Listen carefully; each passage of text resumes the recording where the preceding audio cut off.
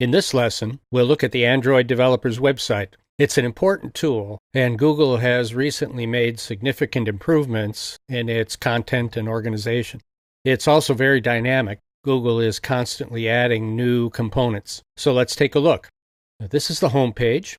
You can get to it via the domain name developer.android.com or via the android.com website, which I'll bring up now. There's a link at the bottom of the home page to the developer's site. So clicking on that takes us to where we were. The website's divided into three major areas: design, develop, and distribute. The design area focuses on the user interface. This area is also referred to as the Android Design Guide. There's a lesson coming up on the design guide, so we'll leave a discussion of this part of the website for that lesson. Let's skip over for the moment to the distribute area. Now, this section focuses on how to publish your app to the Google Play Store and promote it to boost downloads and sales. There's a lesson coming up on distribution, so we'll leave this section until then. In this lesson, we'll focus on the develop section, which has 4 subsections: training, API guides, reference, and tools. Training provides instructions on how to use key elements of the Android system. Let me show you a typical example. Within Getting Started, we'll pick Building a Dynamic UI with Fragments, and let's pick Creating a Fragment. Lessons provide a summary of what the lesson teaches you, references to other lessons, and links to samples if they're included in the lesson.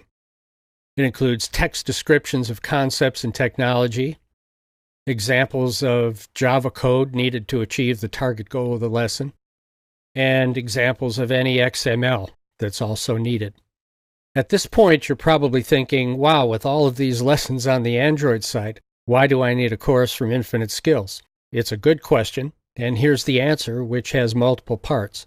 First, as you'll see after you've scanned through the Android website, the amount of information is truly overwhelming. One aspect of this course is that it will help you make sense of the Android site, including the developer site, and guide you through it.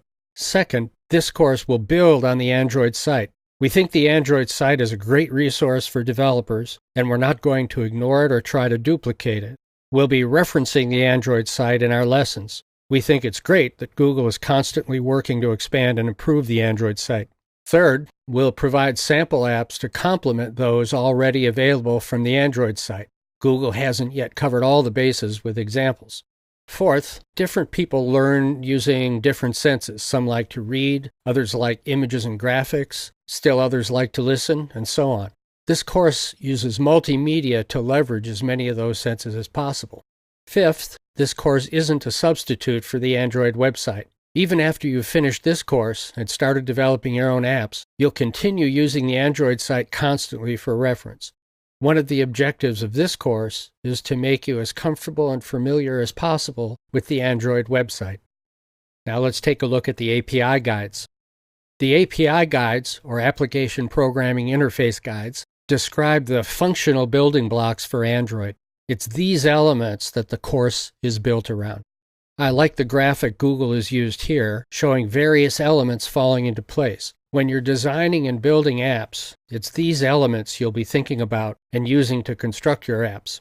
Let's look at an example of an API guide description.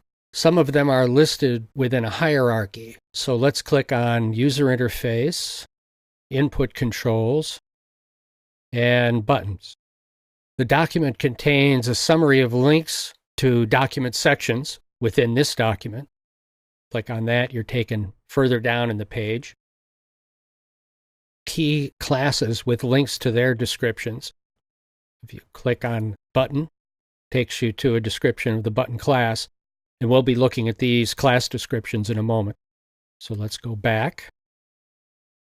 The API guides contain text descriptions, XML code examples,